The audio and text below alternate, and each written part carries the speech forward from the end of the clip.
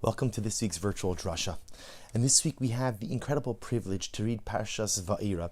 And the beginning of the Parsha, Kodesh Baruch Hu gives Moshe Rabbeinu the script. He gives him the exact words with which to deliver a message of salvation to Am Yisrael. Words that were there to inspire, words that were there to uplift, and words which were meant to convey a vision. Not just a vision ultimately of redemption and emancipation, but a vision of a beautiful, glorious future. In fact, again, this speech is so powerful that on the night of Pesach at Leil HaSeder, we go ahead and we drink 4 cups of wine corresponding to the Arba Lashono Shel Gula, to the 4 expressions of freedom. Hashem says to Moshe Rabbeinu, this is in Parak Vav. In Parak Vav, chapter 6, Pasuk Vav, verse 6. Lachin Amar Libnei Yisrael. HaKadosh Baruch Hu tells Moshe Rabbeinu, go and tell the Jewish people, I am Hashem, V'hotzesi, I will take you out of Egypt. V'hitzalti, I will save you. Viga'alti, I will redeem you. V'lakachti, I will take you to me as a people. And ultimately, V'havesi, I will bring you to Eretz Yisrael. V'havesi eschem ela aretz asher nasasi es yadi. I will go and bring you to the land that I've outstretched my hand. Laseis osali Avram Litzyak Liyitzchak Yaakov. I will bring you to the land that I promised to the Avos Avram Yitzchak and Yaakov. V'nasati osalachem mora sha'ani Hashem. And I will give it to you as an inheritance, as a possession. I am Hashem. An incredible message. An incredible message. Again, a message, you'll be emancipated. A message, I'm going to redeem you. A message, you're going to be mine. And a message, you have a destiny. You have a future. You have Eretz Yisrael. Klal Yisrael's response, V'aydaber Moshe ken el b'nei Yisrael. Moshe Rabbeinu says, exact words. Remember again, Moshe Rabbeinu does not deviate from the script. He gives over the words exactly as HaKadosh Baruch Hu commanded him. V'lo shamu al Moshe mikotze ruach o me'avoda kasha. But the Jewish people did not listen to Moshe Rabbeinu literally from a shortness of breath, or me'avoda kasha, and from hard work. Hard work. Rashi HaKadosh understands that they were just so consumed by their work that they couldn't even pay attention to Moshe. You know, it's like if you ever have a hard day, right? You have a million things you have to do. Someone comes to you, boss, I've got the best idea. It's going to make you $1 million. You say, okay, you know what? Tomorrow. Right now, I got to get through this pile. Now, you might be missing out on $1 million idea. You might be missing out on something incredible. But sometimes when there's just too much going on, you just don't have the bandwidth to hear anything else. But the Meshech Chochmah says something absolutely amazing. The Meshech Chochmah writes, he says, at the end of the day, when Moshe said, Votzisi, I'm going to take you out, Klal Yisrael's good. When he says, V'itzalti, I'm going to save you, good. Lakachti, I'm going to take you to me as a people. We're going to have a relationship. Says the Meshech Chochmah something absolutely amazing. When does Moshe Rabbeinu lose Klal Yisrael? At what point in time do they just tune out from the message? When Moshe Rabbeinu says V'havesi. When he says, I'm going to take you to Eretz Yisrael. I'm going to give you a land. You're going to be a free people, a people of destiny, who will chart the course of your life. That's when Klal Yisrael, I don't know what you're talking about. I don't know what you're talking about. Lo shamu al Moshe. Eretz Yisrael, land, destiny, free. I don't know. I don't understand what you're saying. That's when they tune Moshe Rabbeinu out. Listen to the words of the Meshech Chochmah.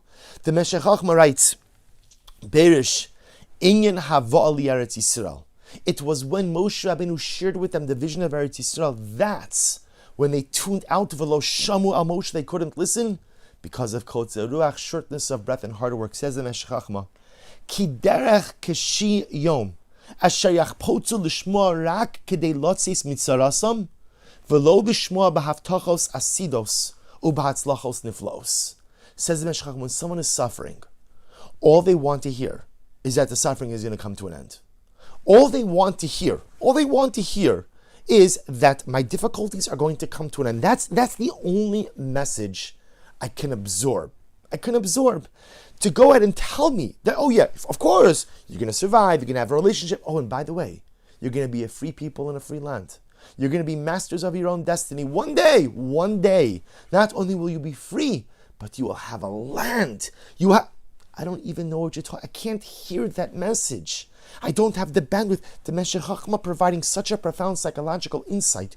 When a person is suffering, all they have the ability to absorb is a message that my suffering will end. That's the furthest my vision goes. Any more than that, I cannot see. Any more than that, I cannot believe. Therefore, ultimately, again, Moshe Rabbeinu, the Meshech Chochmah goes on, we're not going to get into it, Meshech Chochmah goes on and says, that's why second round, Moshe Rabbeinu reframes the message. If you notice again after this, Moshe Rabbeinu does not talk about Eretz Yisrael anymore. He talks about freedom.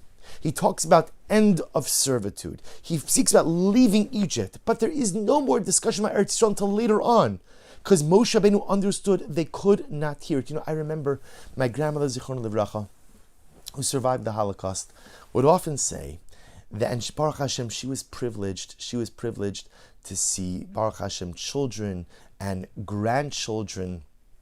And Baruch Hashem, she was able to see a beautiful family of Torah, of Shmiras Mitzvahs.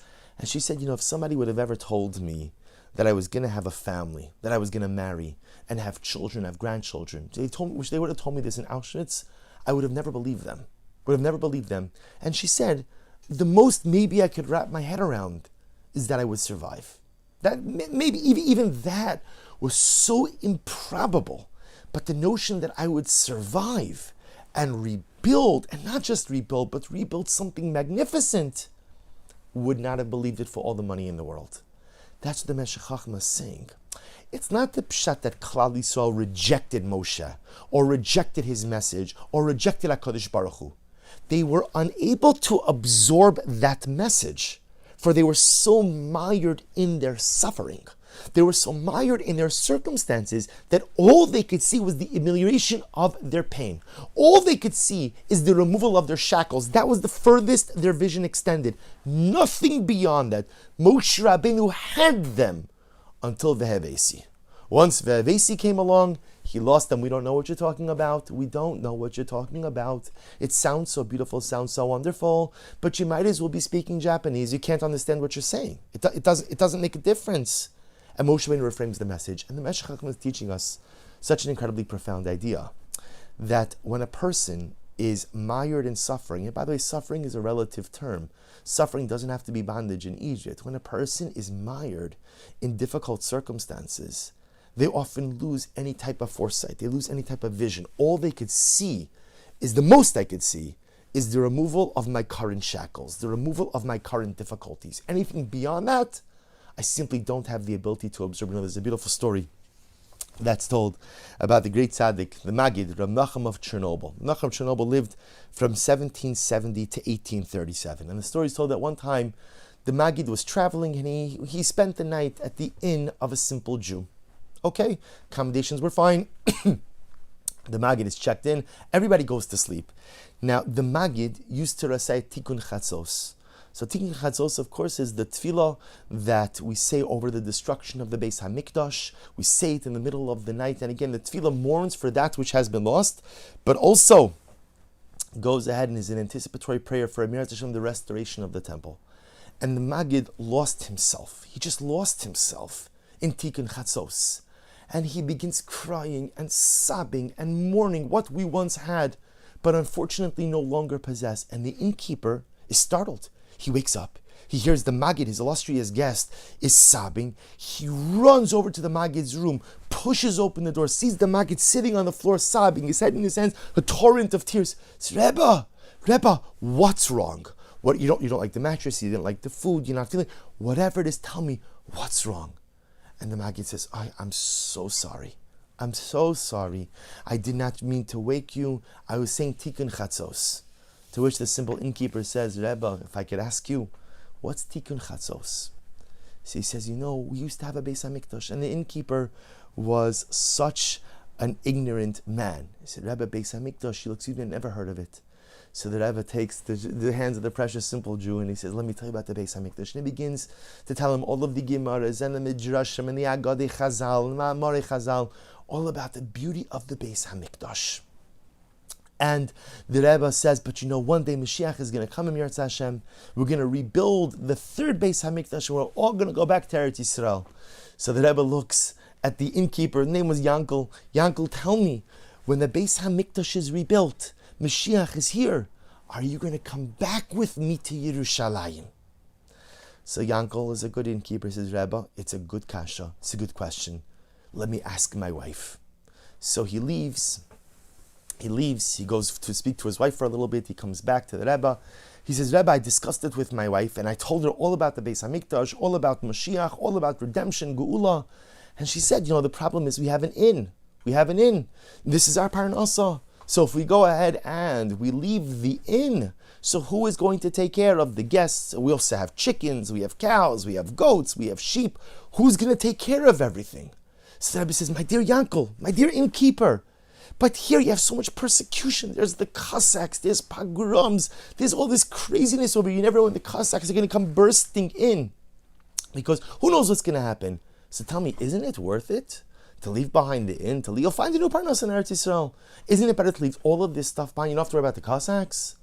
The innkeeper says, Rebbe, you're saying good. Saying good. Let me go ask my wife again. So he goes back, he talks with his Rebbeson. He comes back a few minutes later, he says, Rebbe, my wife had an excellent idea.